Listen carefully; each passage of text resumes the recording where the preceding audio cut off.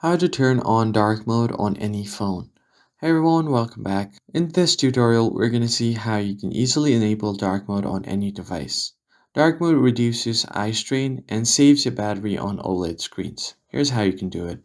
For Android phones, you can easily go over to settings and find the display settings.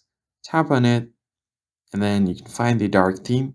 Just go ahead and tap on dark mode and it will automatically enable dark mode across your system. You can also go over to dark mode settings to further customize it and schedule it. Tap on this toggle to turn on the schedule for dark mode. Then you can set your schedule. Let's say if you want your dark mode to activate at 7 p.m., just select the time, tap on done.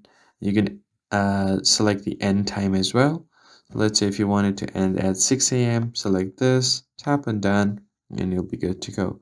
If you set this to sunset to sunrise, it's going to automatically calculate the time and turn on the dark mode accordingly. Then you also have other options for different apps. You can separately turn on dark mode for their settings. And that's basically it. If you found this helpful, hit the like button below, subscribe to the channel, turn on the bell icon to get notified, and I'll see you in the next one.